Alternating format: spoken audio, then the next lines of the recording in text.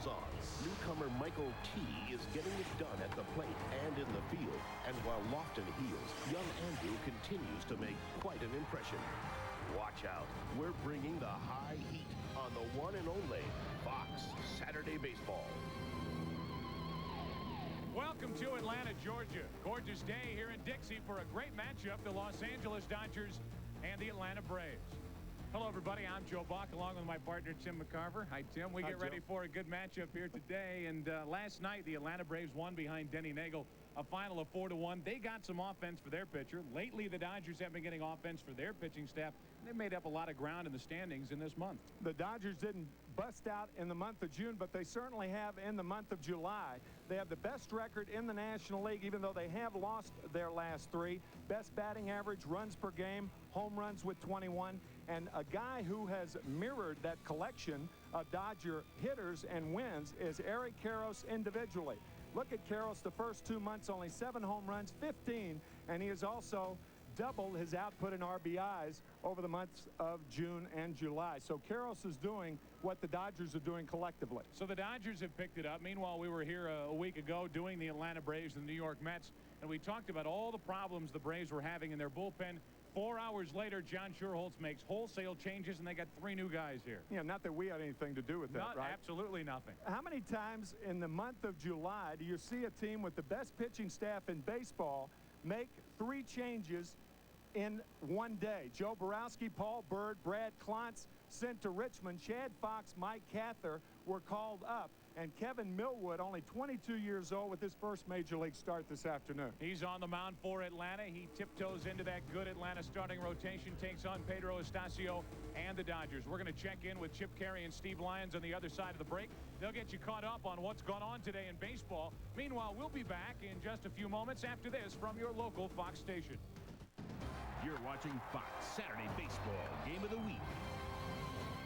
Down a beautiful afternoon for baseball in what used to be a heck of a rivalry in the National League's Western Division. Now these two teams in different divisions, but the rivalry's still there. And a look at the Miller Beer starting lineup for the Los Angeles Dodgers. They'll lead it off with Brett Butler in left field. Then Todd Hollandsworth batting second. Mike Piazza hitting third with Eric Karros cleaning up. Raul Mondesi is in right field. Todd Zeile is at third base with Trip Cromer at short. Wilton Guerrero at second base, and Pedro Estacio pitching and batting ninth. You look at the month for Eric Karros, and the guy that's trying to get him out today. Hello, welcome to the big leagues, Kevin Millwood. Second appearance, first major league start. The Braves with the strong first 4 starters, trying to look for that elusive 5th starter. They have tried Chris Brock in that spot. Terrell Wade's on the disabled list. And 22-year-old Kevin Millwood, a hard thrower. He was 5-0 in 6 starts in Richmond, an excellent 1.73 ERA. As a matter of fact, that winning record, his first winning record in the minor league since 1993. A power pitcher, good moving 4-seamer. Now that usually is a high fastball, a quick slider, but if he doesn't get his fastball over early, he could be in trouble. How about a look at the defense behind Kevin Millwood? The Braves line it up with Klesko, Andrew Jones, and Michael Tucker in the outfield. Andrew Jones, 5 assists in 34 games out of center field. With the infield of Chipper Jones, Jeff Blauser, Mark Lemke, Fred McGriff. And it's Tim Spear, the former Expo, catching this rookie right-hander, Kevin Millwood. Javier Lopez on the disabled list, and Tim Spear caught Millwood in all 6 starts at Richmond earlier in the year. And here is Brett Butler to lead it off. The numbers still terrific for Butler, hitting .321. He's driven in 10. He's stolen 11. And he leads it off. Choked up on the bat. And the Braves looking for a possible bunt. Flinches a bit and takes a strike.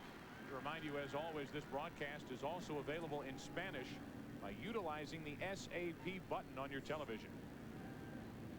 And we're glad you're with us from Atlanta. 0-1 from Millwood. A ball and a strike. Of course, Brett Butler, a big part of the success here in Atlanta in the early 80s. Leading off for Joe Torre's Atlanta Braves, winning the West in 1982. Ball and a strike from Kevin Millwood. And now 2-1. And Butler going to Cleveland 3 years later in the Len Barker deal. And then Brett moving to San Francisco. and has probably played his best baseball. This is arguable, but his best baseball has come as a Los Angeles Dodger. Ahead on the count, 2-1. And shoots one into left field. So a good start for the Dodgers. Butler is on as he pokes it into left. Wow. Ryan Klesko goes hurtling over the back of Andrew Jones after the leadoff hit. A rather routine play, but a collision nonetheless in left center. Certainly avoiding a tougher play was Ryan Klesko over to field the ball. Jones, who covers tremendous ground in center field. Ryan Klesko preventing what could have been a nasty collision. Andrew saying, I'm glad you went over me instead of through me. 1 on, nobody out, and the batter is Hollingsworth. He takes a strike. Understand we've had a change to the Dodger batting order. Different from the order that we showed you at the top of this segment. Guerrero and Cromer have been flipped in the batting order, so expect that a little later. That's at the bottom of the lineup, so Guerrero now hitting 7th and Cromer hitting 8th. Hollingsworth rips a foul. That's strike 2. He got out in front, and Millwood now out in front, 0-2. Working the plate is Ed Rapuano. He's the home plate umpire, with Brian Gorman at first, Terry Tata at second, and Bruce Dreckman is the umpire over at third. Quickly an 0-2 count on Hollingsworth, who had to have been stunned when he was sent down to AAA. Spent 17 days in the minor leagues after winning last year's Rookie of the Year award.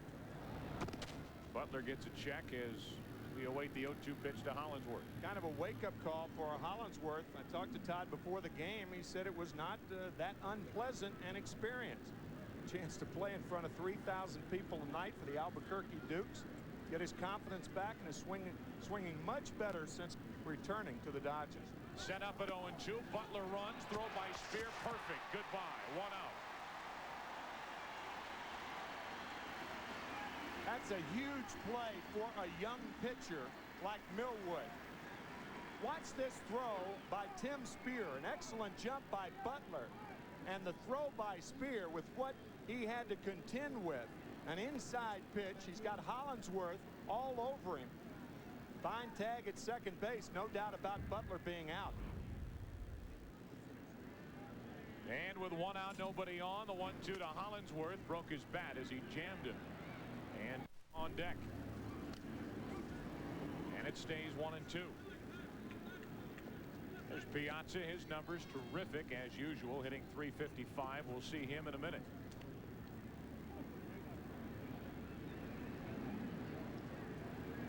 Todd Hollingsworth trying to pick it back up. A leadoff hit by Butler. He was out stealing. And now a 1-2 pitch coming from Millwood. 2-2. Mike Cather and Chad Fox, who were teammates of Millwood's down in Richmond, said on the day that he pitches, it's Millwood Day. Nobody goes close to Kevin on the day he pitches. Hollingsworth, a pretty good at bat. The count stays 2-2. Intense competitor. And of course, you know, you're dealing with 25 players on the Dodger roster, 25 on the Braves. They're all intense competitors, but some guys show it more. Millwood, one of those types of players. And there's part of the fan club. He's from nearby Gastonia, or at least born in Gastonia. As Hollingsworth fouls another, and the count stays 2-2. Bessemer City, North Carolina. I asked Kevin last night how many people were in Bessemer City. He said 5,000 to 10,000. Pitchers today worlds apart. Pedro Estacio from the Dominican Republic, and Millwood from Bessemer City, North Carolina. Who's watching Bessemer City today with all the fan club here in Atlanta? Little fly ball to right. Michael Tucker in to make the catch. And Millwood will have the advantage of dealing with Piazza with the bases empty, 2 out. I guess every hitter has weaknesses, and of course pitching staffs, the Braves no exception, go over the scouting reports of a particular hitter every day. A lethal inside strike hitter, and with our hot zone we're going to try to show you what we mean by that. Strikes inside on the corner, he is red hot, or a hot zone. Where pitchers try to pitch him, right in on the hand. So you can crowd him, but you got to make sure it's inside. A quick strike from Millwood. So you're now adding squares to the hit zone. We're adding squares. And that's sometimes what you have to do to a great hitter. Guys hitting 355. Don't throw him strikes. Work fast, get ahead, throw strikes, add squares. That's the mantra of Leo Mazzoni, right? Mike Piazza, the numbers for the Dodger catcher, third in the league, hitting 355. Borderline pitch, called a ball, 2-1. And Spear wants to talk to Millwood. Tim Spear calling for a slider and a very close pitch, but outside. When a veteran team faces a young pitcher in the middle of the season, especially after, 95 games, usually the pitcher has the advantage. I mean, he hasn't seen the hitters haven't seen him. Advantage pitcher generally. 2-2 now on Piazza as he tried to go to right.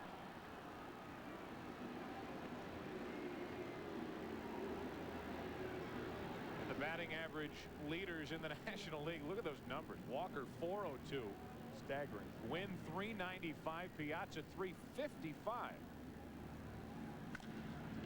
Out in front a bit, and there's that pitch in off the plate. The count stays 2-2. Doesn't take much to miss to Mike Piazza. You miss a little closer to the plate and goodbye. Base is empty. Millwood trying to face only 3 in the first, and he does. A nice start in his first major league start. Dodgers go in order. We'll see Chipper in the bottom of the inning here in Atlanta. No score. Always among the league leaders in assists, and is definitely a weapon out in right field with that great throwing arm. One out. Michael Tucker digs in. Was not in the lineup here last night against the Dodgers, hitting .292 and taking ball 1. His average has been on the sink. He's hit 9 home runs, driven in 43, and a little flare to Guerrero. 2 gone. Off the end of the bat, 2 up, 2 down, 2 line drives, and that ought to help Estacio. Base is empty with Chipper Jones coming up.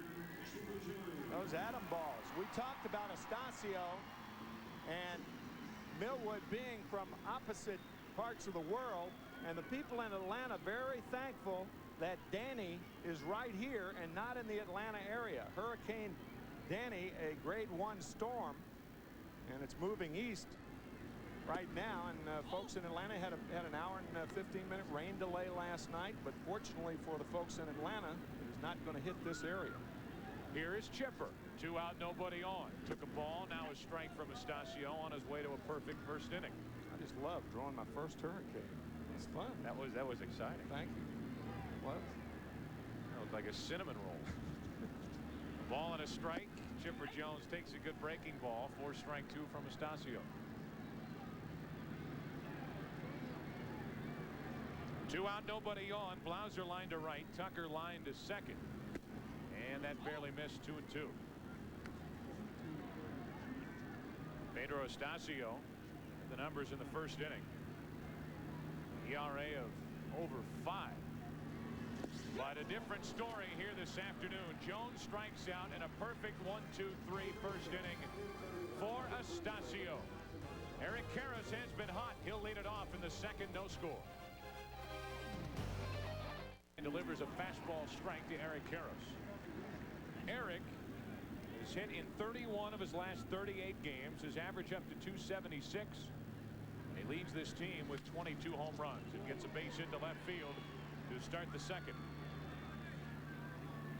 People kept waiting, kept wondering when this Dodger offense was going to get it going, and I guess the answer is the month of July. And we highlighted Eric Karros in the opening.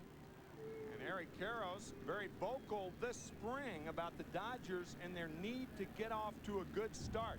Well, they didn't. A lot of internal problems. Bill Russell involved with Ismael Valdez, with Pedro Estacio, a couple of shoving incidents. Words were exchanged in the clubhouse. But you know what? Winning solves everything. And July has done that for the Dodgers. One on, nobody out for Mondesi, and strike one from Millwood. Raul hit a taped measured home run here last night. He's hitting .291 for the season, and number 19 last night was memorable.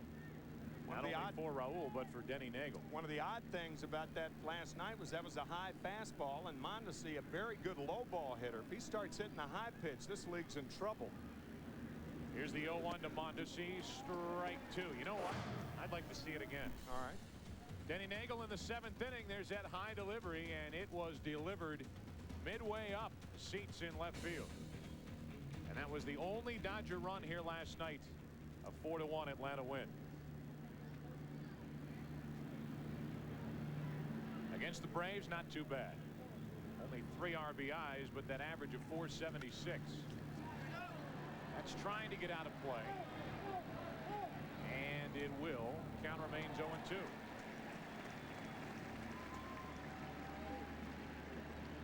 Mondesi, a guy who's bounced all over this lineup. He's hit 3rd, he's hit cleanup, he's hit 5th, 6th.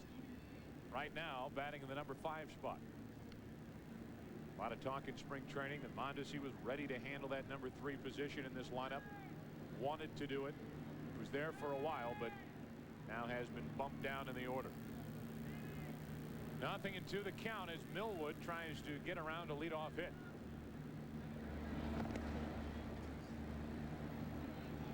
Karras, not much of a threat to run. He's stolen 9. He will catch you if you fall asleep.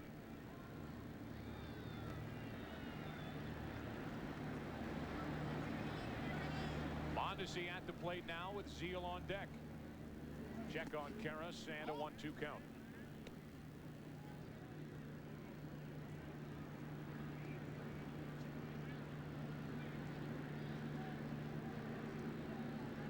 Mondesi can do so many things for this Dodger team. We talked about already what he does out in right field. It's for average, it's for power. He can run and is as quick down the line as you'll find. Breaking ball would chase it 2-2. For a right-handed batter in particular. Usually you talk about left-handed batters, but Roberto Clemente, his hero. And he wears number 21 on the back of his hat in honor of Clemente. When he grounds the ball on the infield, it is not a sure out. 2 balls, 2 strikes, and now 3-2. However, there have been times when Raul Mondesi has been charged with a lackadaisical effort. That same week, that terrible week for the Dodgers, the 2 shoving matches with Bill Russell in the dugout with 2 starting pitchers, and then Mondesi in a game against St. Louis not running out a ground ball. He was yanked out of the lineup by Bill Russell. Stu had a run in down in the minor league. Runner goes, Karras going, and he'll have to come back. The count stays 3-2. Also, you may remember last year when Bill Russell took over for Tommy Lasorda, he had to fine Raul Mondesi for showing up late, missing the team bus, showing up late in the clubhouse. He did not play that day. But the Dodgers have had all sorts of off-the-field problems since Bill Russell has taken over. But as you said earlier, winning solves everything. Bill Russell trying to figure out a way to get this team to play together. That'll help. Down the line into the left field corner. Karras should score. Klesko digs it out. They bring him around. The relay by Blauser not made. And it's 1-0 Dodgers here in the 2nd inning. RBI double by Mondesi.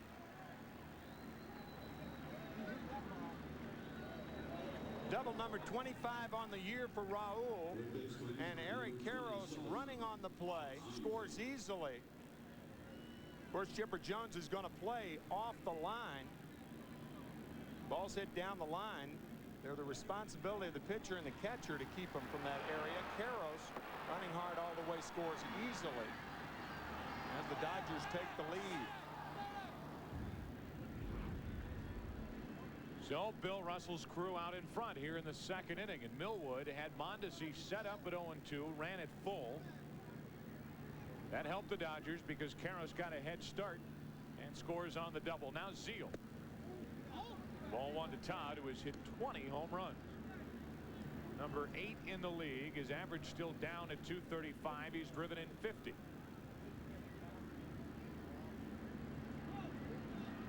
looking to, at the very least, advance Mondesi. He's at second with nobody out. And a borderline pitch, a ball and a strike. I think if it's your natural stroke, you have a tendency to go the other way. Zeal can have a natural stroke the other way, especially against a hard thrower who keeps the ball away. Zeal is going well. He hits a lot of balls to right field. Runner at second, nobody out. And that stayed over the inside corner, strike two.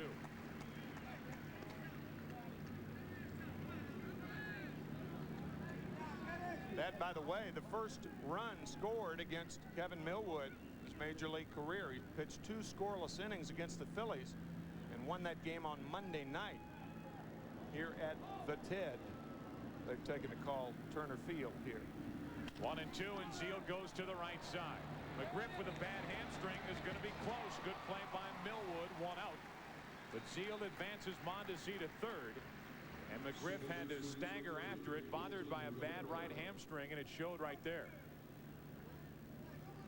There is a movement in baseball to consider this no time at bat because of a job particularly that a right-handed hitter would do by moving the runner to third base. It's going to be a time at bat and an over for Todd Zeal, but think of how he helped the team in the process. And I guess the Braves would have to look for a squeeze. Bill Russell, like his predecessor Tommy Lasorda, loves squeezes in situations like that, like this, because Guerrero is not the type of guy who can drive the long fly ball on a regular basis. The infield has to come in, and Guerrero fouls the first pitch away for strike one. By getting the runner over, it changes not only the approach by Guerrero to try to drive in the runner, but gives him a better shot at a base hit with the infield drawn in and the speed of a guy like Wilton Guerrero. 1-0, LA out in front, and Guerrero trying to add to that. Runner at third, 1 out, and a good pitch inside, a ball and a strike. This is that part in the lineup that the Dodgers changed very late. Originally they had Cromer batting in this number 7 spot, but they switched, and it's Guerrero hitting 7th with Cromer on deck. Even if nothing's on, Joey Amalfitano, the third base coach, going over whispering something to Mondesi. That's into shallow left center field, and we'll see if they want to test Andrew Jones. Mondesi tags, stays put. You don't run on Andrew. Well, the right guy caught the ball right there, Joe. Andrew Jones caught that ball in shallow left field. Look at Jones waving Klesko off. He's got a better angle to throw that ball and a bullet. And that's why, once again, the squeeze was in order because Guerrero cannot hit the deep fly balls on a regular basis. Fine play, however, by Andrew Jones. Better angle, better arm. Yeah, right. Andrew Jones has as good an arm as you'll find from really any center fielder around. He can play any spot in the outfield. A great athlete. And there is a lot more to talk about with Andrew Jones and the way he's played. Cromer looks for the 2-out hit. Millwood stabs it and gets around a bigger inning. The Dodgers get a run on 2 hits. They leave a man. And we head to the bottom of the second. We'll see McGriff. Dodgers out in front by 1. Into left center field. Butler calls for it. And Brett takes care of McGriff 1 away here in the second. 4 up, 4 down against Estacio. This copyrighted telecast is presented by authority of the Commissioner of Baseball and may not be reproduced or retransmitted in any form, and the accounts and descriptions of this game may not be disseminated without expressed written consent. So all of you disseminators out there, beware. There's a ball to Ryan Klesko. What a month he's having. 18 home runs overall on the season, but 6 since July 1st. Hitting .422 in the month, and he got under that one into shallow right. Mondesi fighting the glare. 2 gone. Did a good job on that ball. 2 away.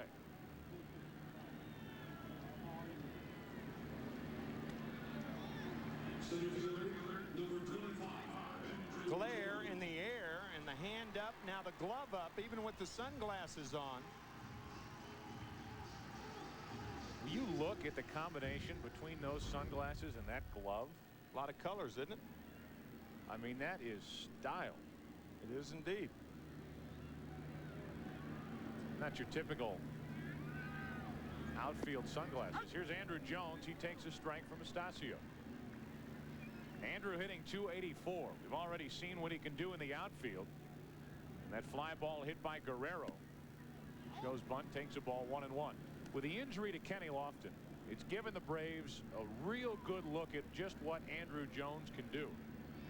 And in a weird sort of way, with the emergence of Andrew Jones, it's made more likely the signing of Greg Maddux. They can allow Kenny Lofton to walk away. Andrew Jones, as you look at what Andrew has done since the Lofton injury, he's been terrific. We'll give you another look at that. You look at what Andrew Jones has done since the Kenny Lofton injury, it's been remarkable. He's been solid. He's been hitting home runs. He's been driving in runs. He's been playing center field. Lofton a potential free agent, and it's a little easier to let him walk if that's what they decide to do because of the way he has played. We'll be back after this from your local Fox station. 93 through 96, no at-bats in the minors. Breaking ball, and it looked like it. His first year getting a chance to hit. That's not fair. An 0-2 breaking ball from Estacio. Piazza will lead it off in the fourth inning, going there 1-0 Dodgers. Has yet to really wake up. 4 o'clock local start. Mike Piazza will lead it off in his outfield hitch by direction. You would expect that. A lot to right, a lot to center. He is so strong, can hit a ball out to right as well as he can to left. Like he tried to pull that pitch, strike one. Every once in a while he will get into a pitch, pull it into left field, and it will be majestic. Usually it's an off-speed pitch. That off-speed pitch speeding up the bat head. There's one into left center field. That ball on a rocket to the wall. It will, and Piazza has a leadoff double. So a good start for the Dodgers here in the fourth inning, already up 1-0. Estacio pitching well, and Piazza has a leadoff double.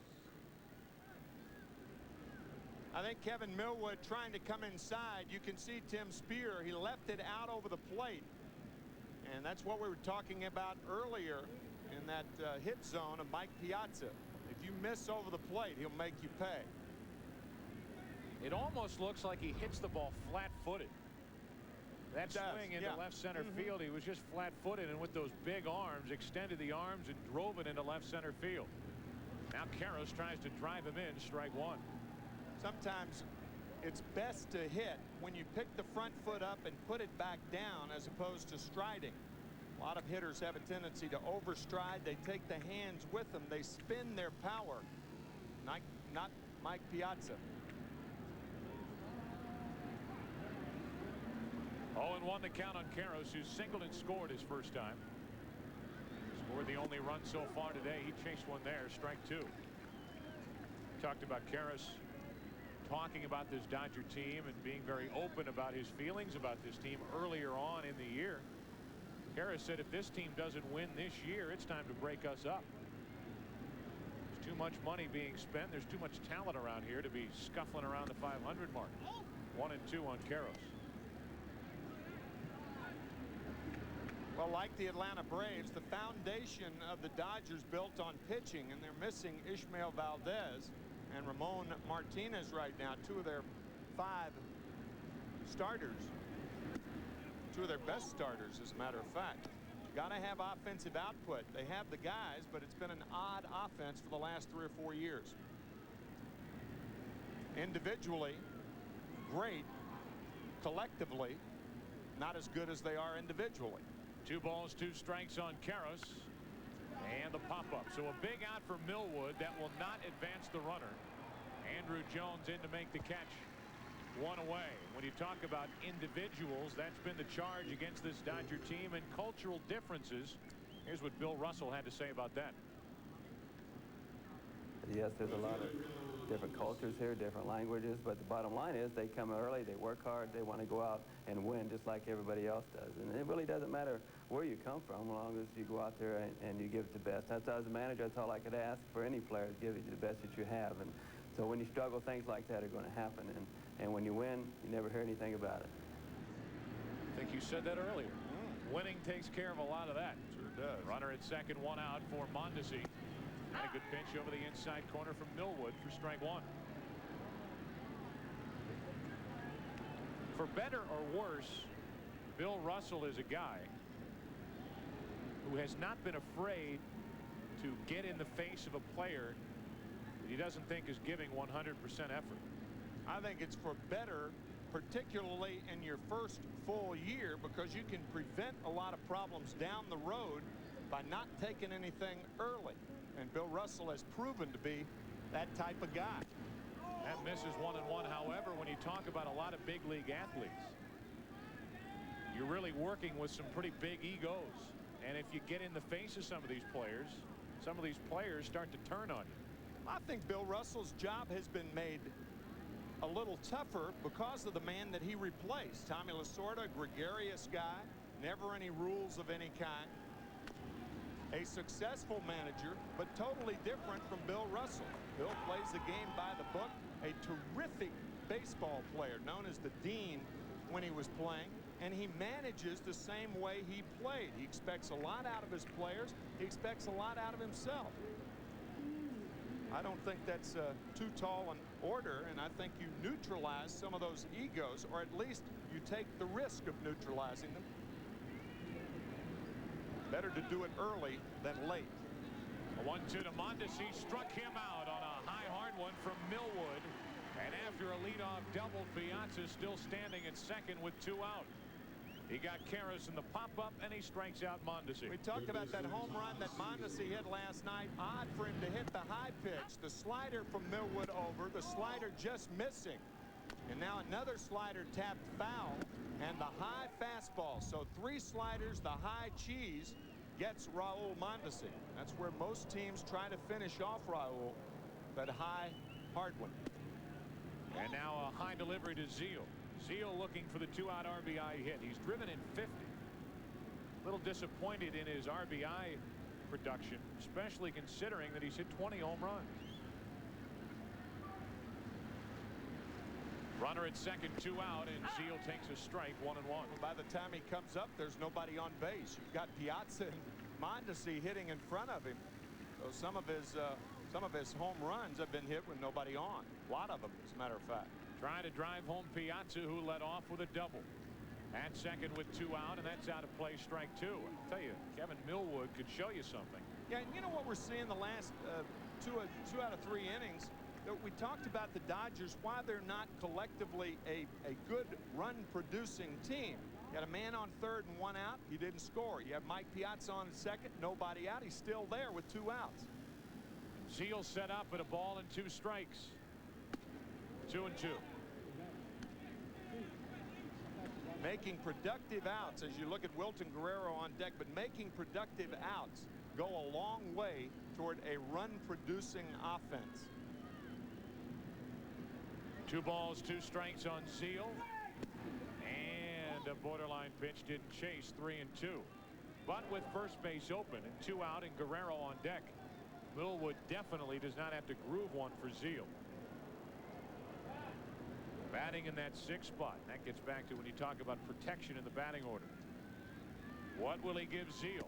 Low and away. Didn't mind walking him. It's 2 on, 2 out. And the first walk issued by the rookie right-hander. I would imagine that Leo Mazzoni and Bobby Cox don't mind that one bit once the count ran full, 3-2. I think your point's well taken because of who's hitting behind Zeal. And that's Wilton Guerrero. Even if Guerrero gets a hit, the outfield's going to be shallow enough to where they're going to have a play on at Piazza unless he hits one to right center or left center. Batting left-handed, 2 on, 2 out. We're in the 4th inning and the Dodgers lead 1-0. Spear wants to make sure he is on the same wavelength as Kevin Millwood.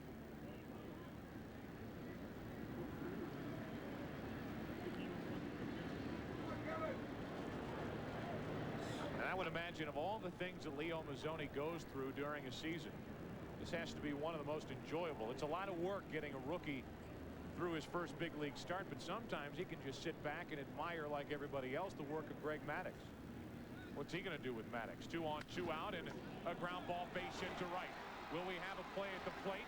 Tucker comes up firing. Has a good arm. Too late. 2-0 Dodgers. Wilton Guerrero delivers with 2 out, and the Dodgers double their lead here in the 4th inning.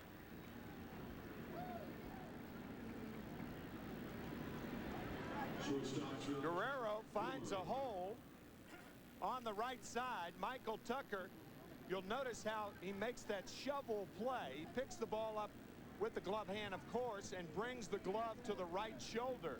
Mike Piazza with an excellent jump, but everybody talks about fielding it with 2 hands. Sometimes it's the wrong thing to do, particularly when an outfielder fields it with 2 hands. You catch it with one, bring the ball to the right shoulder and make the throw, and they're going to walk Cromer intentionally. So Trip Cromer, who has been driving in runs and getting on base for the Dodgers, draws the intentional walk, and this will load him up for Estacio.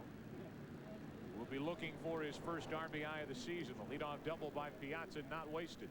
And it took a 2-out hit from Wilton Guerrero to take advantage of it. Now the base is loaded, 2 out, and Estacio walks to the plate. Second walk of the inning.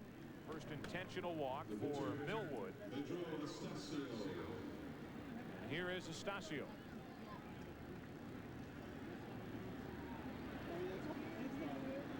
Pedro struck out his first time up. 5 out of 32 at the plate.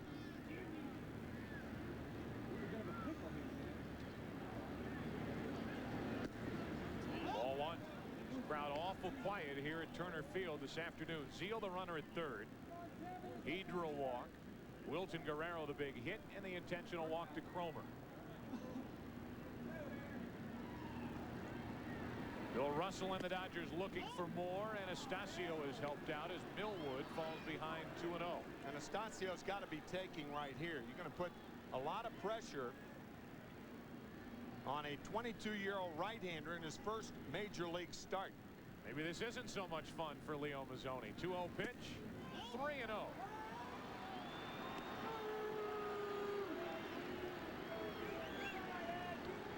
I'll tell you, pretty good philosophy right here is have Estacio take 3 pitches if it gets that far. That way you're trying to make Millwood throw 3 strikes in a row under these circumstances. It's tough. Bases loaded, 2 out. Dodgers lead by 2. 3-0 pitch. 3-1.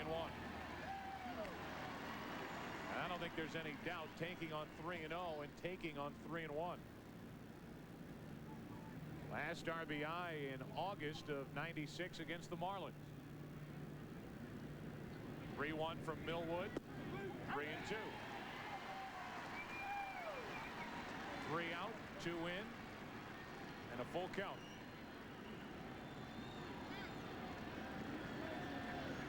Leo rocking away over on that dugout bench with a full count. The runners will go with 2 out, and Estacio, this is going to be close. Tough play, Blauser. Gloves, throws too late, and it's 3-0 LA.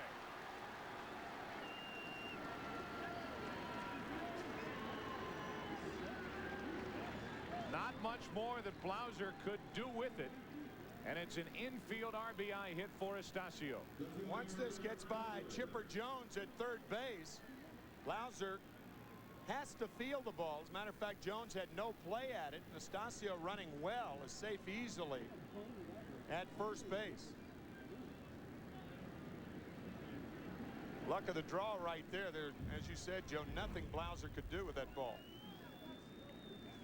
Just a little roller. It's been a 2-run inning. It's now a 3-run lead for the Dodgers, and now they have the bases loaded Butler coming up. And Millwood gets a visit from Mazzoni. The 8th man to bat in the inning is Brett Butler. He's already singled, was out stealing back in the first. He bounced out to second in the third. At the end of today's game, Tim and I will select the Chevy Truck Player of the Game. Butler would like to throw his name on that list. Bases loaded, 2 out.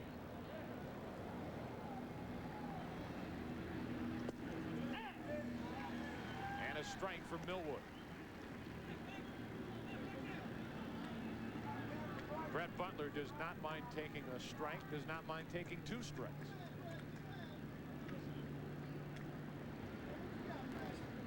Rookie and veteran going at it here in the 4th inning. And a ball and a strike. 40-year-old Butler against the 22-year-old right-hander Millwood. Kevin trying to avoid a huge inning. 2 runs have scored on 3 hits, 2 walks in the inning. A ball and a strike on Butler. And now 2-1.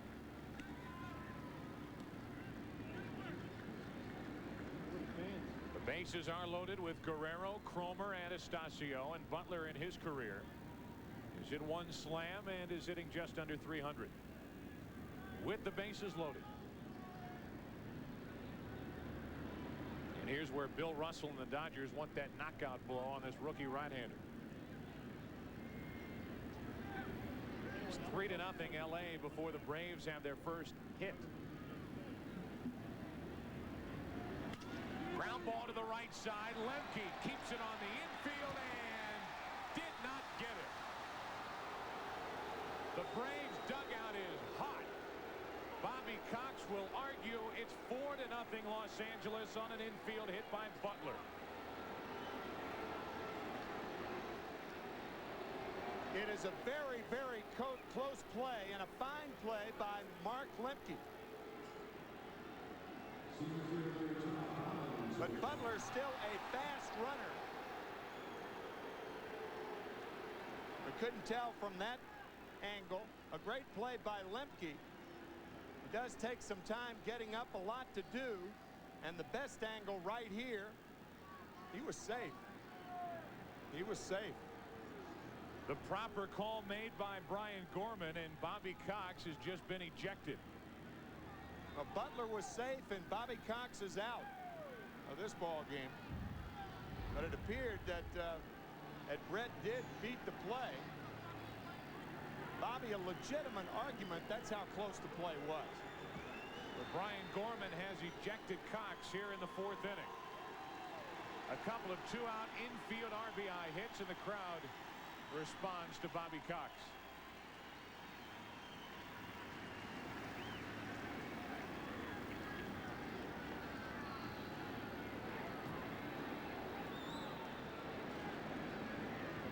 He will exit the dugout area, and now we'll watch the rest of the game with you right here on the Fox Saturday Baseball Game of the Week. Bases loaded, 2 out, and the 9th man to bat in the inning is Hollingsworth. A 3-run inning, a 4-run lead, and strike 1 to tie. Hollingsworth 0 for 2. He's driven in 23 this year. A 2-out RBI hit by Guerrero. Scored Piazza. And the intentional walk, then the infield hit by Estacio, the infield hit by Butler. Lemke did a great job just to keep it on the infield. Now it's 0-1 on Hollingsworth.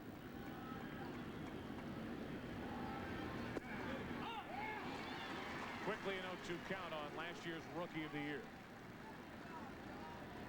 Talked about the Dodgers winning 11 of the first 12 games of this month. In all 12 games, they scored 5 or more runs. When you do that for this pitching staff, you're going to win. They've scored 4 already. We're only in the 4th. Up the middle, Lemke to his right. Good play. The force out at second. The inning is over. But a 3-run 4th inning for the Dodgers. Started on a double by Piazza. 4-0 LA. Bottom of the 4th.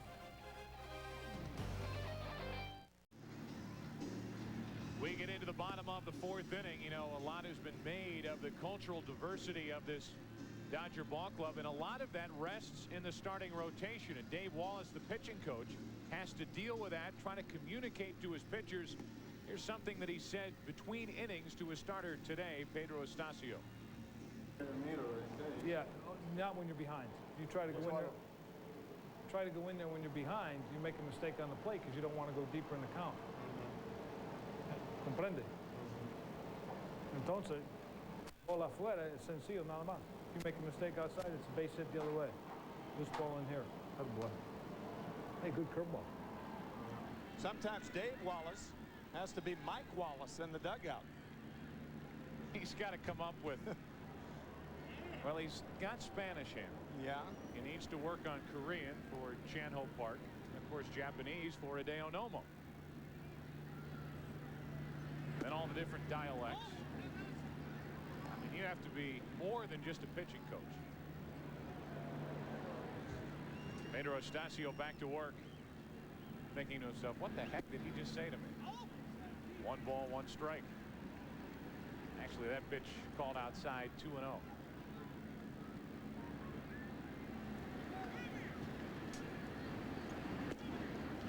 Blauser took ball 3, 3-0. It's Chan-Ho Park. Tomorrow's starter charting. And he has to like the chart so far. 3-1 now on Blauser leading off. It's been 9 up, 9 down, retired by Astacio. Hideo Nomo will be the starter on Monday afternoon. Matter of fact, the Atlanta Braves play 8 of their next 9 games in the daytime. Bobby Cox saying before the game he loves that. They go to Chicago to play a doubleheader on Tuesday. And after that 4-game series, want a rainout double up on Tuesday, they go to Cincinnati for a weekend series against Ray Knight and his crew next weekend. 3-2 to Blauser leading off, and a good pitch. Blauser able to stay alive. Jeff line to right. And Astacio has yet to give up a hit. Blauser's line drive to right kicked off the afternoon for the Braves in the bottom of the first. The numbers for Astacio, 38 pitches, that's all. As he pitches here in the 4th inning, and that's hit a ton with foul. Blauser, by the way, has hit 12 home runs and another potential free agent. Everybody talks about Greg Maddux and Kenny Lofton here in Atlanta, but if you realize perhaps that Jeff Blauser is on the last year of his contract. Blauser shoots one down the right field line, foul. Blauser injured his back just before the All-Star break, ended up going to Cleveland for the All-Star game. Played in it, actually started for the injured Barry Larkin. And sat out a couple of days right after the break. Line drive caught by Cromer, 1 away. So the leadoff man is gone, and it's 10 up, 10 down against Astacio.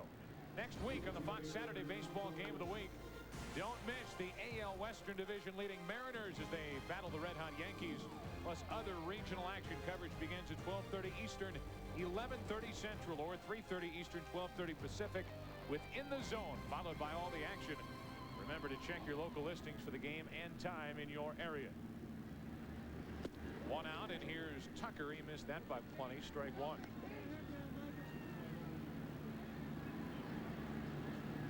Hitting .291. Ball and a strike.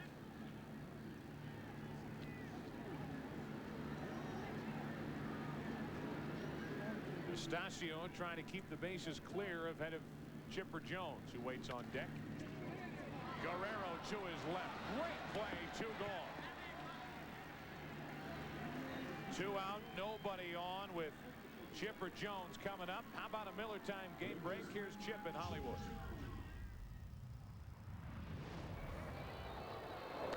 There's the drive. Way back. Way back. Joe and Tim, Grandpa having a good time at Wrigley Field. The Colorado Rockies aren't. They've lost 6 straight games. Sammy Sosa's doubled home 2 more, and in game 1, Cubs leading it 7-0. As amazing as the Dodgers resurgence has been, and the start for the San Francisco Giants has been, how about the utter collapse of the Colorado Rockies? Breaking ball is low, a ball and a strike on Chipper Jones. In the past, the Colorado Rockies have had poor pitching, and this year it's just been a collapse in pitching. The Rockies still lead the National League in batting average, right up there in runs scored, but their pitching has just collapsed. Made a trade with the Cubs, picked up Frank Castillo. Right now they are in last place in the NL West. They've fallen behind the Padres. The Dodgers start the day 4 games out. 3-1 on Chipper Jones as the Braves hope for their first base runner of the day. Joe, a surprise move in yesterday's trading. Pat Rapp of the Florida Marlins going to the San Francisco Giants to shore up their pitching. There's the first base hit of the day for Atlanta. And it comes with 2 out here in the 4th inning.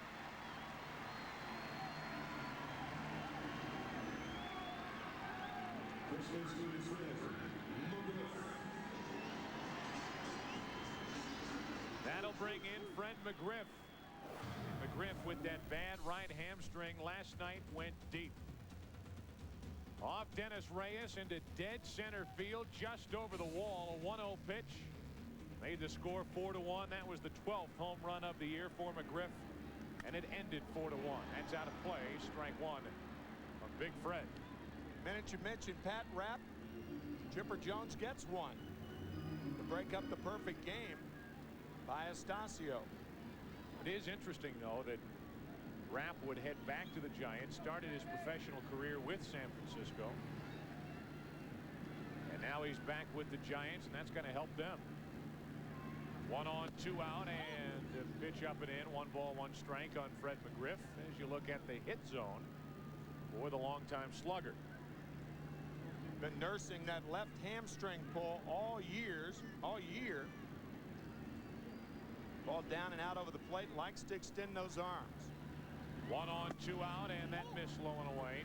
2-1. I think what that Rapp trade also means that the Florida Marlins could be clearing that number 5 starting position for a guy like Curt Schilling of the Phillies or another starter.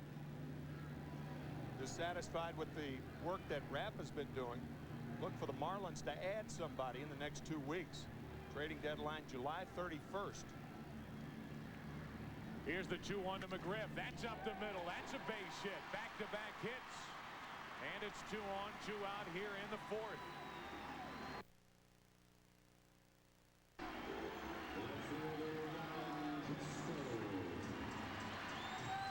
Bill Russell probably thinking the Braves had the wrong guy up as far as I'm concerned.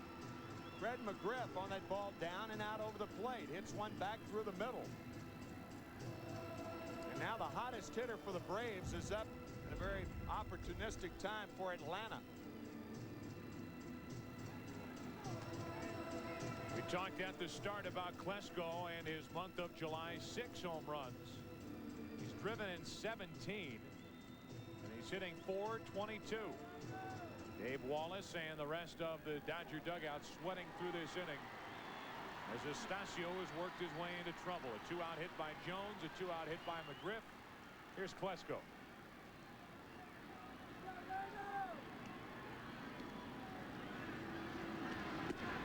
And there's ball 1. Been only 14 games in the month of July for Ryan. And the numbers, how about the slugging percentage of .911, .911, which is what the Dodgers will have to call if Klesko goes deep here. A commanding 4-0 lead in jeopardy here in the 4th. And to compound the problem, Estacio falls behind 2-0. This is uh-oh time for Pedro Estacio. A catcher should have a yellow blinking light in his catcher's mitt in situations like this. Proceed with caution. It's a school zone. 2 balls, no strikes on Klesko. You know what he's thinking.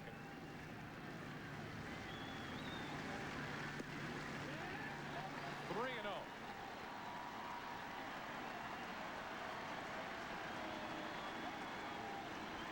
It's a gamble to let him hit right here. One swing of the bat puts the Braves right back in this game. Andrew Jones on deck. Piazza and Estacio trying to figure out a way to get Klesko behind on the count. 3-0. 2 on, 2 out. And a borderline pitch. 3-1. Even if Klesko was swinging, he would have let that one go by, and this a break for Estacio. That pitch is outside, but if you're Klesko, you're glad it's called a strike. You want a chance to pick up the RBIs right here.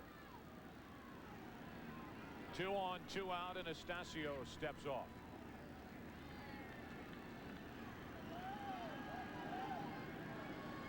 Behind in the count, he'll get something away, or at least that'll be Estacio's intent. 3-1 the count. Now it's ball 4. Klesko makes sure the bases are loaded for Andrew Jones. 2 hits and a walk. And a visit from Dave Wallace.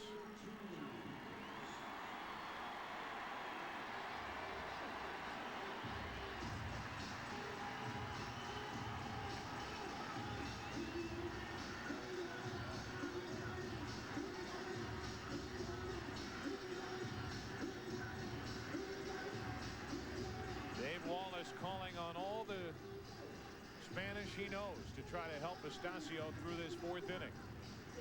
He was rolling right through the first 11 of the afternoon, but a 3-1 pitch to Chipper Jones, a base hit to right.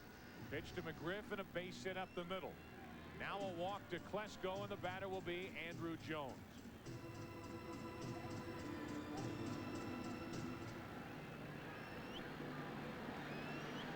Andrew Jones in a spot to bring the Braves right back in at 4-0 LA here in the 4th.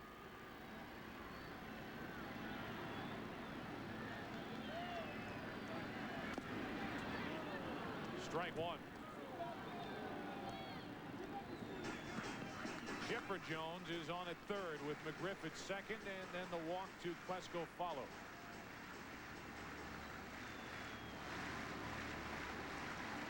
Estacio in his first jam of the afternoon. Career with the bases loaded in that young career 3 out of 7 for Jones. Now set up at 0-2. A little out in front on that pitch.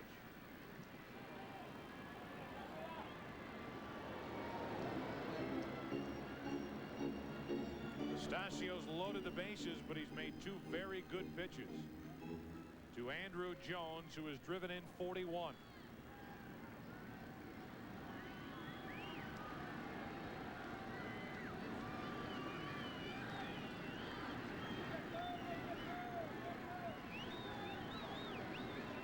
Bases loaded, 2 out.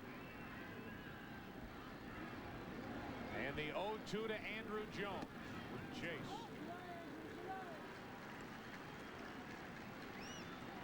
That was a great split screen. Old saying, never let your face show what your mind is thinking.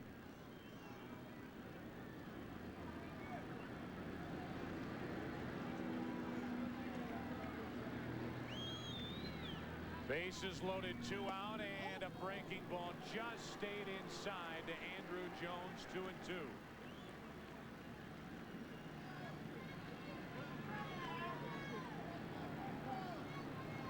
Piazza's outside, the breaking ball is inside. Rarely do you get a pitch like that because the catcher has to cross the plate to get it. From 0-2 to 2-2. Good battle with Jones and Estacio. To the left side, Zeal. The stop and the throw, inning over. The force out 5-4, and Estacio gives up his first 2 hits. Issues his first walk. We are through 4, and the Dodgers lead by 4. Andrew Estacio got into and out of trouble in the bottom of the 4th. Here is Piazza, who led off the 4th inning with a double. Later would score a run, and he shoots one to center. Andrew Jones back to get it. A bullet. Caught by Andrew, 1 away. Well, we mentioned Estacio into and out of trouble. Here's what his pitching coach had to say to both Piazza and Estacio when they came off. Hey, that second curveball, even though you had the leach, was that over the plate? It was close. Was it? Yeah, Okay. it was by air. Just took him off. By the way to go, Mula. Nice job. Hey, sit down. You ran the bases. You started going fast. When you do that, step back and take a couple of deep breaths and stand off the mound. It's a tough day. It was a tough inning, but Estacio got through it. There's ball 1 to Eric Karros. Taking that deep breath. Remember, Estacio driving in a run with an infield hit, and then he was on base when Brett Butler had the infield hit. Want to score the runs, but when you're out there, you don't want to hear that often of a pitcher running the bases and then getting back out there and being wild. That could have been what happened to Estacio in the bottom of the 4th. 2-0 the count on Karros, and that's a bullet caught by Blauser. 2 line drives caught in the inning, 2 up, 2 down in the 5th. Strange game, isn't it? 2 infield hits, played 2 runs in the top of the 4th inning for the Dodgers. 2 line drives, 2 outs to open the 5th inning. And with the bases empty, Millwood will deal with Raul Mondesi. Mondesi has driven in a run with an RBI double. He struck out with a runner at second and 1 out back in the 4th. Takes a ball.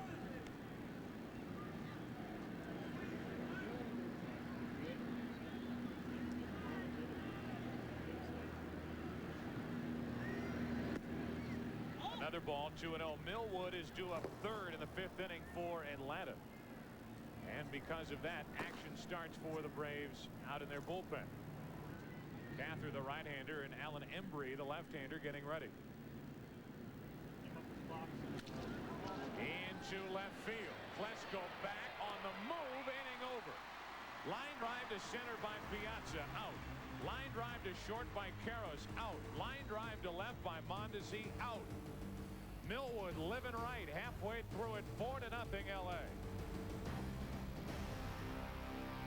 Got a problem with baseball? Move to Norway.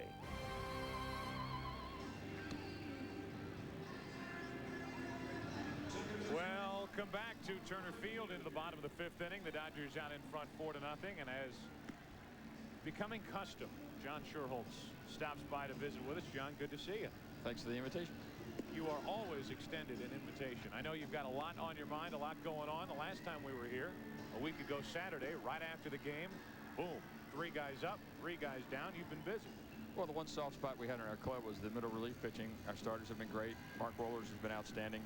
The middle guys were struggling a bit, and we thought getting them down there out of this pressurized situation could get them back on track. And we had 3 guys who, 2 of whom, or 1 of whom you've seen today in Millwood, pitching very well in Richmond. So we thought we could make the switch, and it's worked well here. And the guys who have gone down have thrown very well.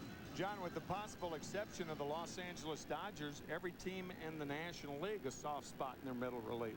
Well, I think so, and there aren't very many clubs that have that strong middle relief pitching. The Orioles came in here and showed us a real strong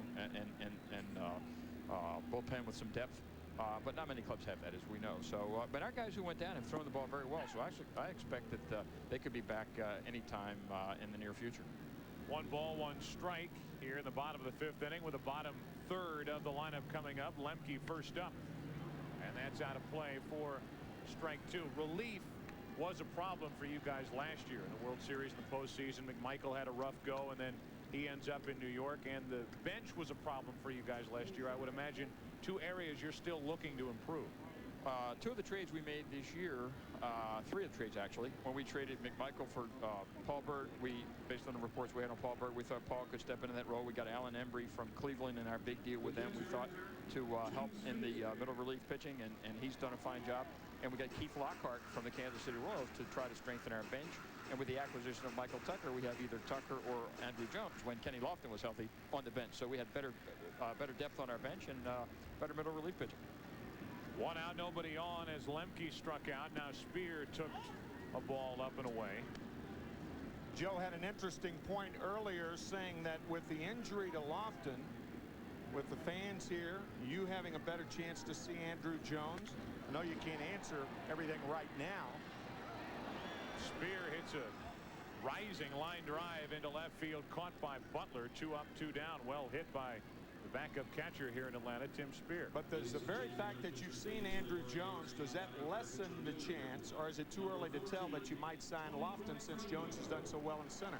Well, we're not surprised at all by what Andrew Jones has done, Tim. He's shown in the minor leagues to be a prospective star in our minds, and he's done nothing to offset that or to change our opinions. No, that won't have any impact on our decision with respect to Kenny Lofton. We'll just measure the makeup of our ball club and make decisions about how our ball club should be structured, what we can afford to do with respect to that free agent and other free agents we have on our ball club. And so we'll make those tough decisions this winter, as we have made each and every winters past. Graffinino at the plate, pinch hitting and getting into one into deep left center field. Hollingsworth back. It is gone. Home run. Graffinino makes it a 3-run game with a pinch hit home run. Who says the Braves need help on their bench? Well, I forgot to mention Tony Graffinino on our bench as well. You'll mention him again, won't you, after this? He made our ball club in spring training because he's out of options, and he played very well in the spring, and we've had high regard for him, and we did not want to put him out on the waiver wire because we would have lost him clearly, and we think he's going to be a fine major league player for years. This ball hits one of the fences in left center field. I'm not sure if it's the first fence or the second fence, but it's one of them right there, right above the yellow line, and bounces straight up. A home run barely by Graffinino. Here is Blauser now. He takes the ball low and away. I guess you're going to be doing a lot of talking with Scott Boras over the next few months. He seems to pop up everywhere, whether it's with J.D. Drew with the Philadelphia situation, or it's with Blauser, or it's with Greg Maddux. You're going to have a lot of talks with Mr. Boras. Scott is the agent for both Greg Maddux and Jeff Blauser, and they are both free agents, and you're right, obviously, at the end of this season, we'll have plenty of opportunity to talk with Scott Boras.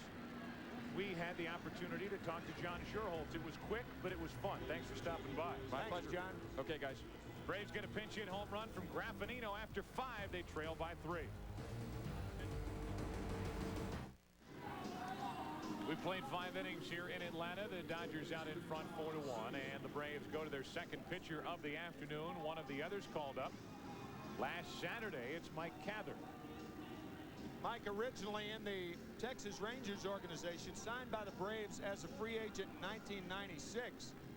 Did a fine job in Richmond. I thought it was interesting to hear John Sherholtz say that the triumvirate that was just sent down, including Brad Klontz, Paul Bird, they are pitching so well that he expects to see them soon again. Kind of a 3/4 delivery for Cather, not exactly sidearm. Ball 1 up and away to Zeal. Doesn't look too much unlike McMichael, who used to pitch here and now pitches for the Mets. With his delivery, at least, 1 ball, 1 strike on Zeal, with Guerrero and Cromer to follow. Breaking ball, strike 2. Now, Greg McMichael with that straight change, and Mike Cather has a changeup that he calls unusually his sloth pitch. S-L-O-T-H. Throws it with 3 toes. Zeal out in front, and a strikeout. A good start for Cather.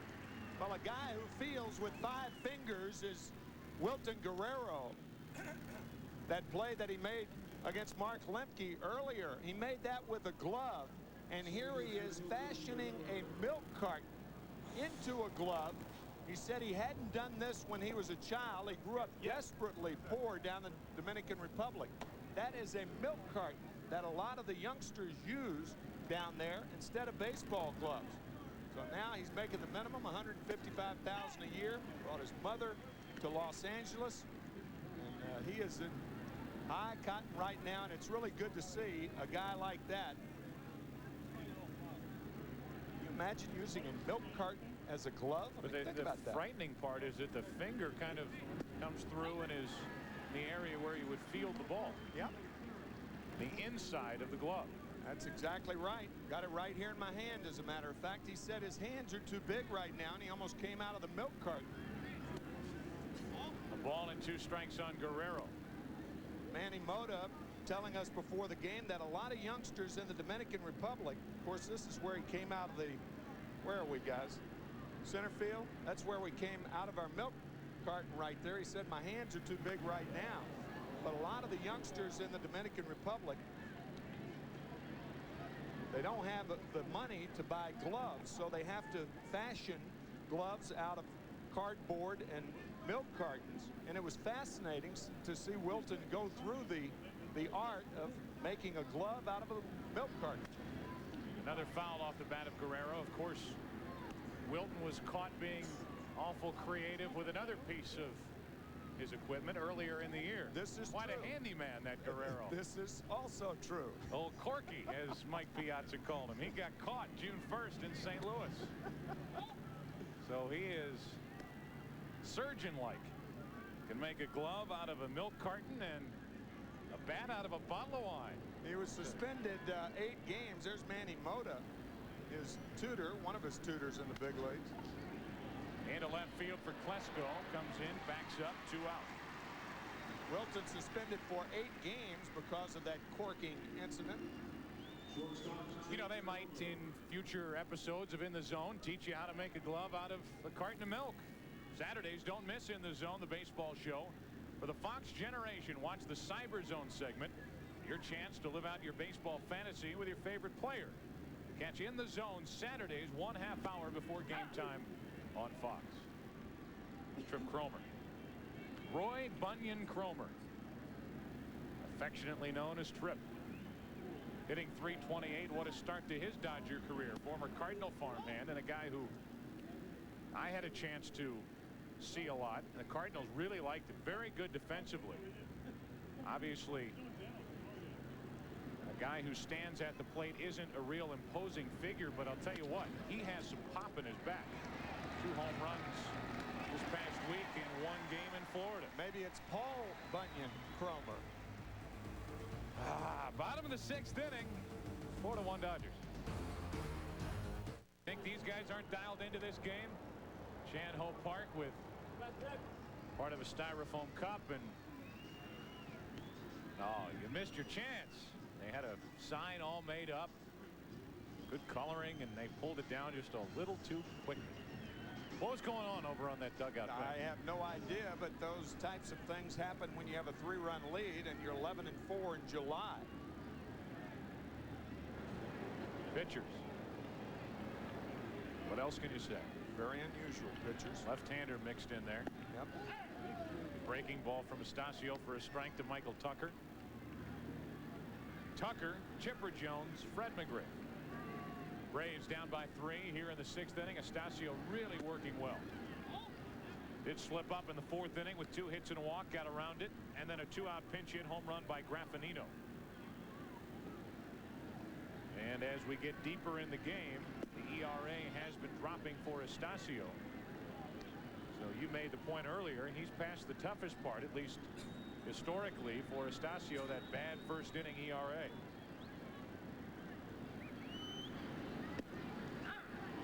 There's a strike, and it's 2-2 on Tucker. Also, we mentioned the strong Dodger bullpen and the fact that once the Braves are trailing after 6 innings, they have a very difficult time winning a ball game. That's over the outside corner, and Michael Tucker is now 0 for 3 as his average threatens to drop below 290.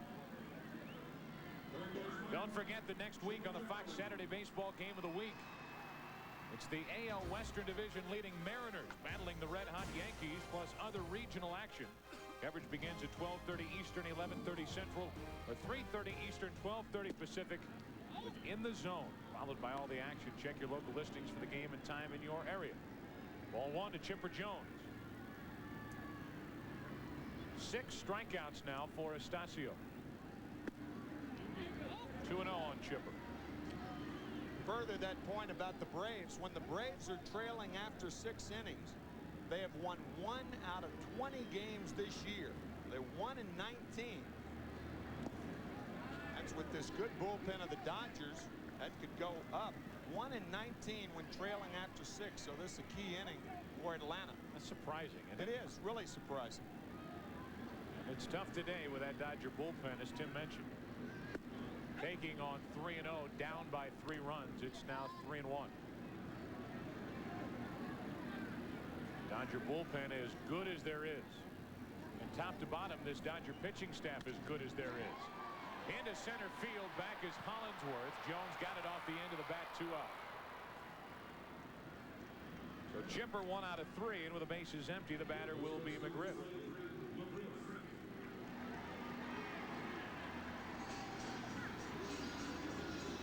The numbers for McGriff. He's now 6 out of his last 11 at the plate. 1 for 2 today with a single, and he's fly to left. Trying to keep this 6th inning alive for Atlanta. Astacio trying to get through 6 strong. Strike 1.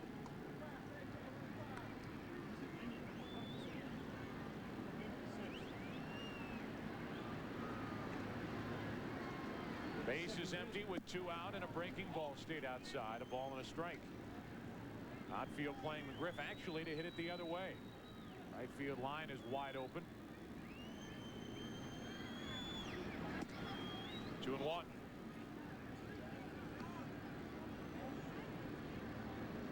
Now the Dodgers have seen Fred McGriff's spray chart too.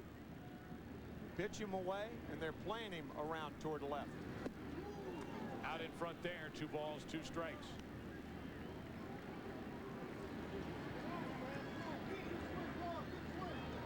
Four to 1, Los Angeles out in front here in the 6th inning.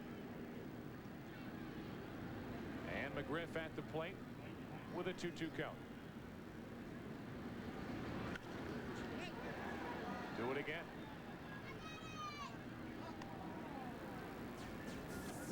Saw this earlier with Fred McGriff, and there they are. Spreads them around, but again that left hamstring is bothering him.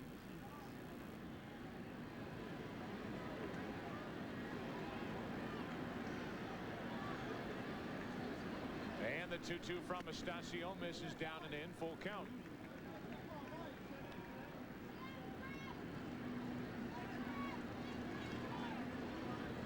If Estacio loses McGriff, Ryan Klesko waits on deck, so Pedro's going to have to come right after McGriff. Full count, 3-2, and out in front of the plate. Easy play for Piazza, inning over. Heart of the order for Atlanta goes in order. We'll be back in Atlanta for the 7th inning after this from your local station. 18th of July, and again the views from above at Turner Field have been coming to us from the Miller Eagle.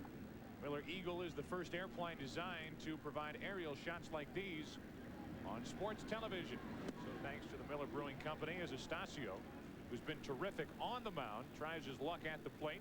He's been good there too. 1 for 2 with an RBI single his last time up. Cather back to work, and quickly an 0-2 count on Estacio. That was a key at bat in this ball game. Otherwise it's a 2-1 game. The Dodgers with 2 in the 4th inning. Bases loaded, 3-2 the count on Estacio, and an infield hit plated another run, and then Brett Butler on an infield hit plated the 4th Dodger run. Cather made Estacio look bad, and that's 4 up, 4 down against the Atlanta right-hander. And we take a look at the Dodgers box score. Butler has a couple of hits. He's driven in a run. Mondesi an RBI double early back in the 2nd. Guerrero drove in a run as they pitched around Zeal in the 4th. And then the RBI from Estacio. Infield RBI hit. Here's Butler, who is 2 for 3.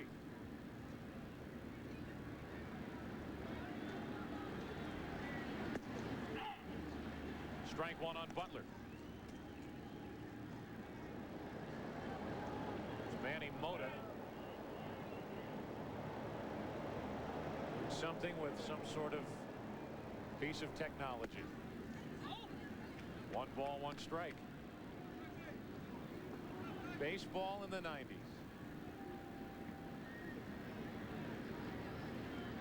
Fred Butler with a 1 ball, 1 strike count. 1 out, nobody on.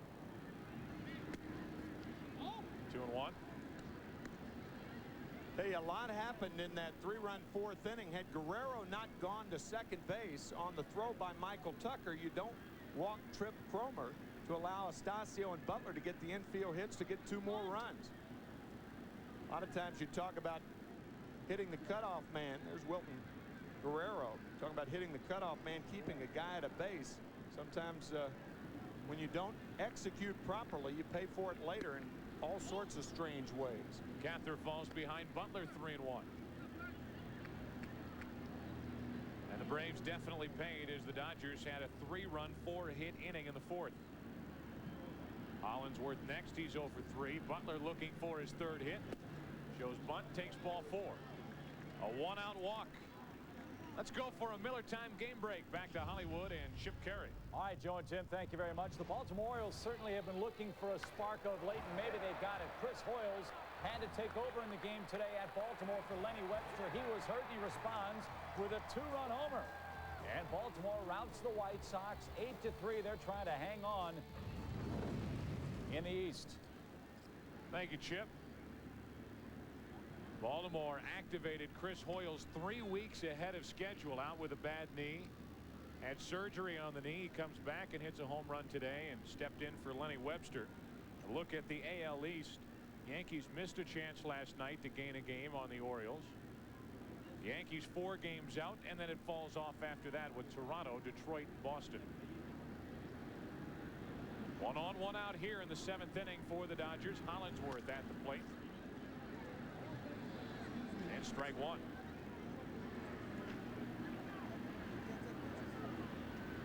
Hitting just .243.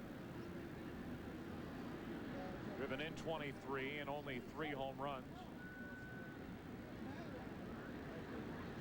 That all-important spot behind Butler and ahead of Mike Piazza. Sometimes during this at bat you would think that Butler would be off in motion.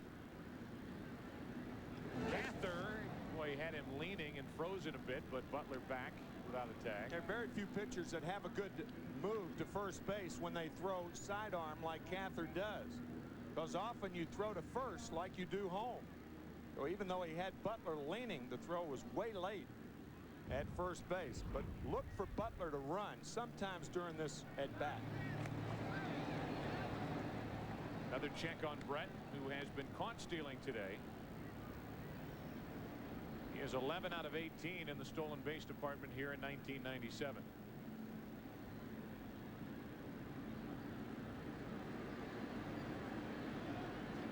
Mike Cather trying to keep him close. Cather also trying to keep Atlanta close. Down 4-1 in the 7th inning and pitch out. Nothing doing, a ball and a strike. Chad Fox, a right-hander, getting ready for Atlanta in their bullpen. They're showing them all to us. Fox on Fox. Fox came up with Cather and Millwood 1 week ago today. 1 ball, 1 strike. There goes Butler, and Hollingsworth grounds it foul. Strike 2.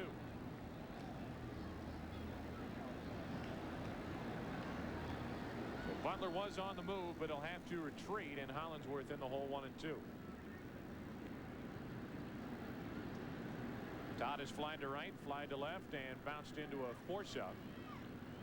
He ended that 3-run 4th inning with the bases loaded on a ground ball to second.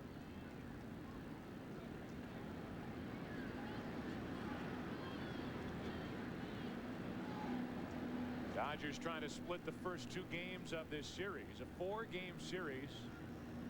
Turner Field sold out for the long weekend.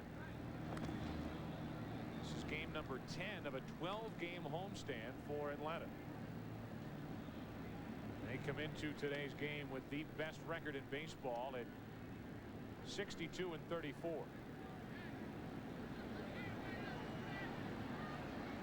One on, 1 out, and Hollingsworth a base hit to right. Butler will take the turn and head to third. Tucker's got a shot at him, wide throw, and now they got him. Now they got Butler, and here's the argument with Brett and Amalfitano. First, Bruce Dreckman called him safe. Then it looked like he punched him out. It seems to me that Dreckman thought Butler came off the bag because his initial call was he was safe. The throw by Tucker is toward the left field side of third base. Jones makes the play and stays with the tag. No, he says. Now, did he come off the bag? Well, he called him safe, and then he called him out. He did not come off the bag. He looked like he was safe.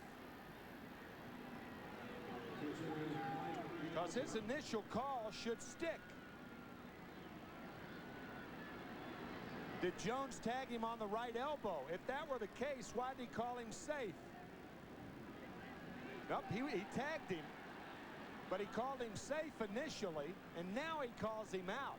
So he was out, but that safe call initially was what got Joey Amalfitano and Bill Russell. And Cather, he's gone on the hit by Hollingsworth. Butler called out. Pitching change for Atlanta. Call by third base umpire Bruce Dreckman. Watch Chipper Jones in the right elbow of Brett Butler. Right here. Right there. So he did make the tag there as Butler's left hand is way past the bag. So it was the right call, but watch Dreckman. He goes into the safe call, and now he punches him out. Had he not called him safe and then out, there would have been no argument, but it was ultimately the right call. Yeah, I think the argument happened because it appeared as though Dreckman said, well, he came off the bag. Yeah, right. Because he changed his mind and then made the call late. But I'll give Bruce Dreckman credit. He initially said safe, but he got the call right. I think he just made the wrong motion and figured it out halfway through. Right. And changed up and called him out. It was the right call. And now Piazza facing Chad Fox, the new right-hander. Grounds to third, and the inning is over. So Piazza's gone. So are the Dodgers. Time to stretch. Bottom of the 7th inning. Braves bat down 3. Miller Eagle airplane. Hello in there. And a nice day to fly here in Atlanta. Might not be that way in the next couple of days if old Danny makes its way through here. You don't want Danny to decide to head north. It's heading east right now, and folks in Atlanta hope it stays that way.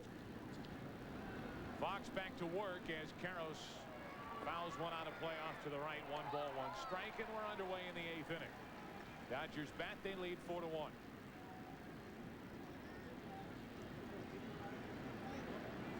It'll be Karros, Mondesi, and Zeal, the 4, 5, and 6 hitters for L.A. as they try to win their 51st of the year. And well on their way this afternoon. 1 ball, 1 strike. A little late. Strike 2 on Karros. Joe, we were talking about this before the game, and it has struck both of us how affectionate some of these havoc-wreaking hurricanes are named. Danny, for instance. And Danny is such an affectionate name, and name a hurricane after him. There's strike 3 called on Eric Karros. You never hear a hurricane called Cubby. We got Gilbert a few years ago. Andrew wreaking havoc through Florida. Slider right on the black to Eric Karros. Fine pitch by Chad Fox. Chad. Nice name for a hurricane. Never hear Igor or what was yours? Dante? Dante. Raul would be a good name for a hurricane. 1 out, nobody on for Raul. Pops it up. Lemke going after it. 2 up, 2 down. Well, you can catch more exciting baseball action with Major League Mondays on FX. This week, don't miss the Chicago White Sox taking on the Tigers at 7 o'clock Eastern, 6 Central, or the Orioles and the Rangers at 5:30 Pacific. Check your local cable listings for the game and time in your area on FX. 2 out, nothing shaken for the Dodgers in the 8th inning with Zeal coming up.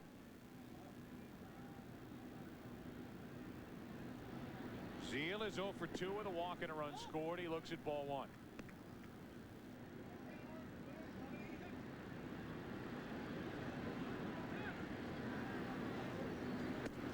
Two and 0. Todd Zeal played collegiately at UCLA. For a brief time was a teammate of Eric Karros. And lives in nearby Valencia, California. Happy to come home, sign a contract with the Dodgers, and play at home. That's not always easy to do. Some guys struggle when they play in front of the home crowd with all the distractions. He's hit 20 home runs. 3-0 pitch to Zeal. Into center field, hit on a line right at Andrew Jones. That'll end the inning. Dodgers go in order, bottom of the 8th. Pedro Estacio back to work. 4-1 LA.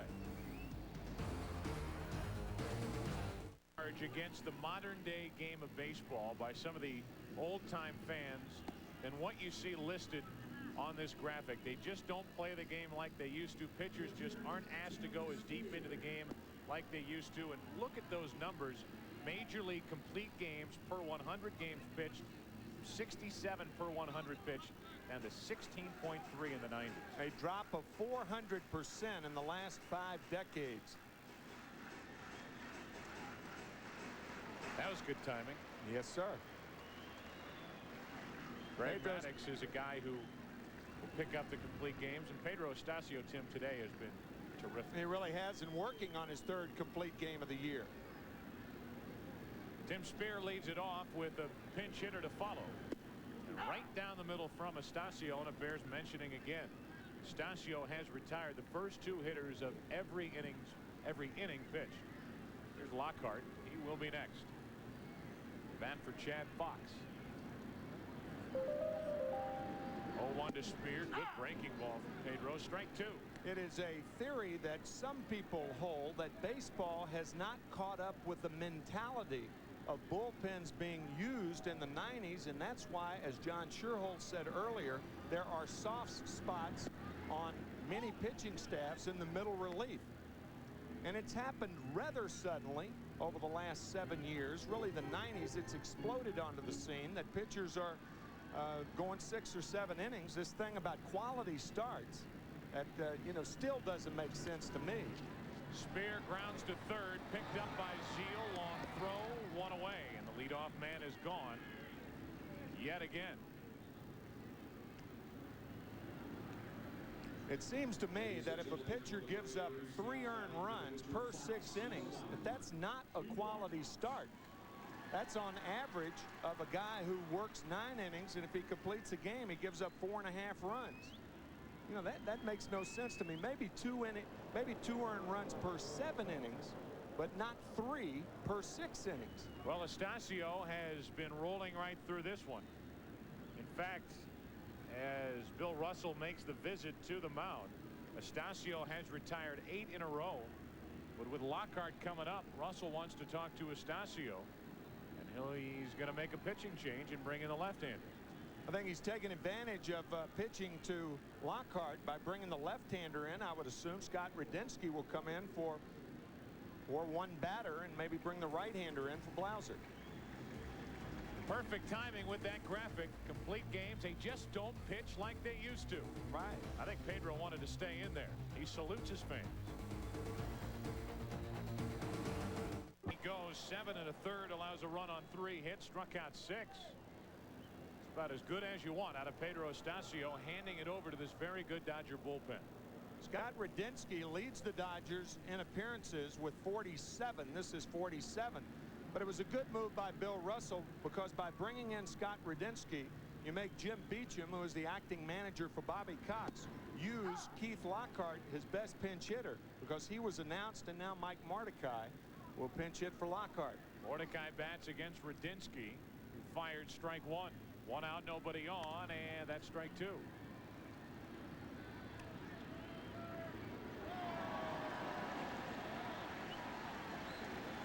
Really is a difference between these two clubs.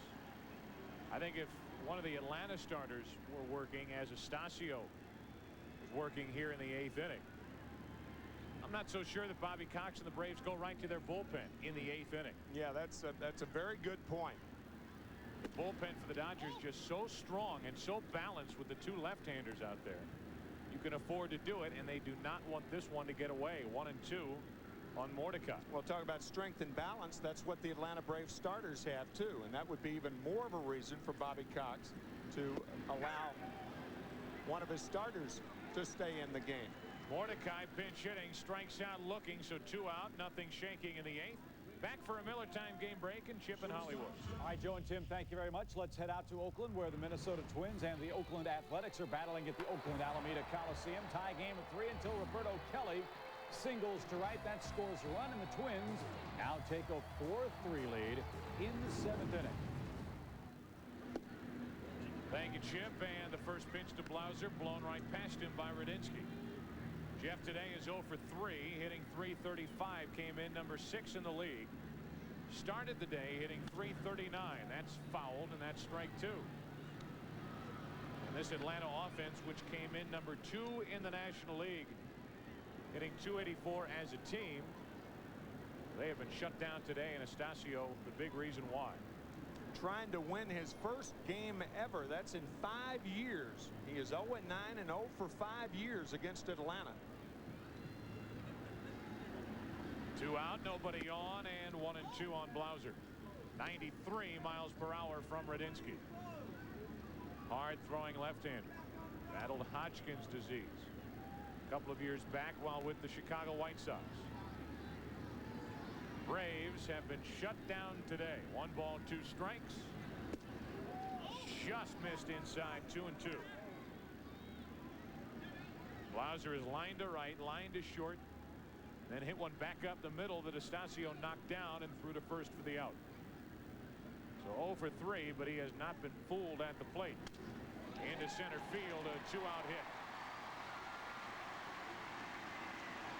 So Blauser gets his first of the day, and that keeps the inning alive for Michael Tucker.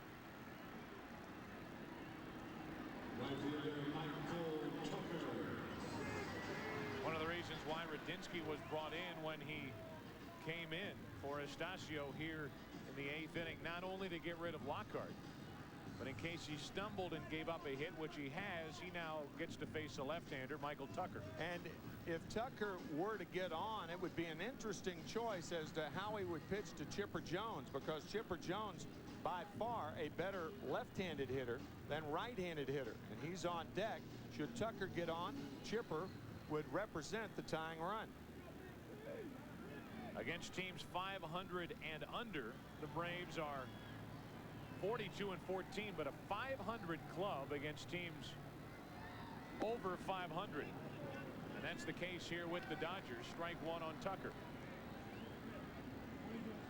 Their schedule was kind to the Braves earlier on in the year, but make no mistake, that graphic included, this is still best record, best team record-wise in baseball, and probably the best overall, although many talk about the Orioles here in 1997. Yeah, they're neck and neck as the best ball clubs in baseball, Atlanta and Baltimore. 0-2 pitch, and Tucker wouldn't chase it, a ball and 2 strikes. Tucker 0 for 3 today, and now down to 289. Radinsky trying to help the Dodgers get through 8.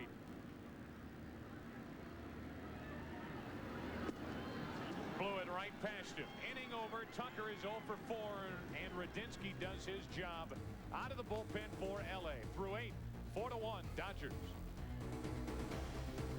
Packed house. This 4-game series all weekend, extending through Monday. And still smiles here in Atlanta. I mean, what the heck? The Braves, even if they lose, are 62 and 35, while the Dodgers would love to win this, put the pressure on the Giants, who play at St. Louis tonight. Dodgers come in 4 games out. Here's Alan Embry, new pitcher for Atlanta, the left-hander, a record of 1-1. Facing Wilton Guerrero. 4-1 Dodgers, 9th inning, and 1 pitch and a pop-up into right. Lemke out to get it, 1 away. And Guerrero 1 for 4, but a big 1. His 2-out RBI hit set up that 3-run 4th inning for LA. 3 runs were produced in that inning on an RBI hit by Guerrero, an infield hit by Estacio, and an infield hit by Brett Butler. Here's Trip Cromer. Trip has 2 other brothers in professional baseball. Brandon with the Pirates organization, and DT with the Oakland organization, a first baseman who has 81 RBIs. He floats one into shallow right center, might drop. Lemke, a heck of a play out to get it. 2 up, 2 down. That was a terrific play by Mark Lemke, perhaps hearing footsteps from Michael Tucker. And Mark goes a long way to make this catch. Good play.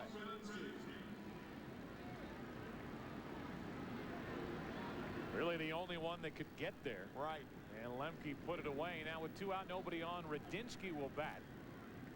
You and I were talking about this during the break. First at bat of the year for Radinsky, and with the guys coming up for Atlanta in the 9th inning, Chipper, Jones, McGriff, and Klesko, why not stay with the left-hander? Absolutely. We talked about Chipper Jones being a better hitter from the left side. You have the left-hander Fred McGriff, the left-hander Ryan Klesko. Let him pitch to 3 hitters. If one of them gets on, then you've always got Worrell to come in to face Andrew Jones and other Braves in the bottom of the order. Dodgers hoping for a win here today to split the first 2 games of this series and take a 4-3 edge on the season series with Atlanta. Estacio so far hanging around to watch the end of this one. 0-2 pitch to Radinsky. 1-2. This could be one of those give-up at bats right here. First at bat of the year, he's against one of the nastiest left-handers when he's throwing strikes, Alan Embry. It definitely has the makings of strikeout number 1 for Alan Embry. Goodbye. We go to the bottom of the ninth inning. Radinsky back to work. Heart of the order coming up for Atlanta. They trail by 3. Atlanta defensive changes for the Dodgers. Todd Hollandsworth goes from center to left field. There's Roger Cedeno to improve the defense in the outfield. Of course, Butler has the bum shoulder, the bad throwing arm. And that's the alignment in the outfield now behind Radinsky. Chipper Jones leads it off and takes a ball up and away. Chipper Jones has a hit today. He is hitting .314 and he shoots one into right center field. Cedeno just into the game, takes it in front of Mondesi, 1 away. Leadoff man is gone again, and that's happened all day long for Dodger pitching against the Braves. How about our Red Lobster catch of the day? It's Wilton Guerrero. He grew up wearing a milk carton on that left hand for a glove, and he now wears fine leather and took a hit away back in the 4th inning off the bat of Michael Tucker. 1 out, nobody on for McGriff, and play for Guerrero. McGriff not running well. 2 out. He's got the bad hamstring, and that helps the Dodgers cause. Quickly 2 up, 2 down, and Radinsky shooting for the save here this afternoon. It would be his first of the year.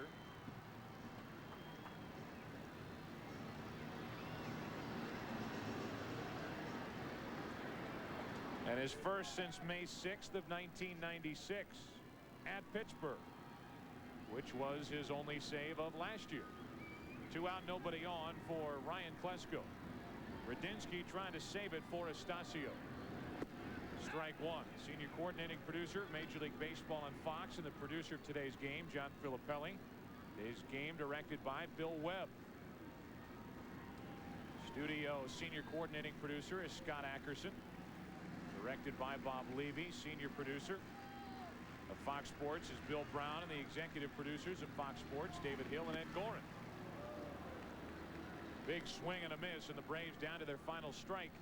Special thanks to Lance Garrett, Steve Horn, and Jennifer Love. It's been a fun day in Atlanta, and I would say Ryan was a bit tied up on that cut. Ryan looking away and got the high inside fastball. Radinsky's been throwing 4 seamers to the left-handers of the Braves. He is throwing awfully hard today. Braves down to their final strike. Klesko is 0 for 2 with a walk. 2 out, nobody on. 4-1 Dodgers in the 9th.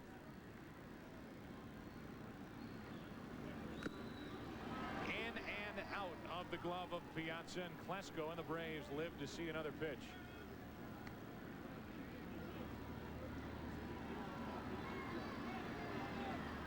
In and out.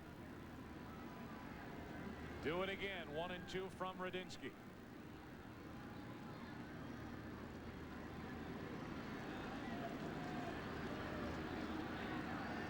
With Andrew Jones waiting on deck, this could be the final hitter for Radinsky. No matter what happens, either he gets Klesko and the game's over. If he doesn't get him, we could see Worrell out of the Dodger bullpen. Ball and 2 strikes on Klesko. 2 out, nobody on, and now 2 and 2.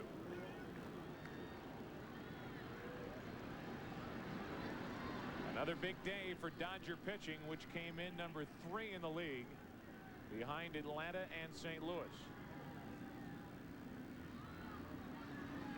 2-2 to Klesko is just up and away. Full count, 93 miles per hour from Radinsky.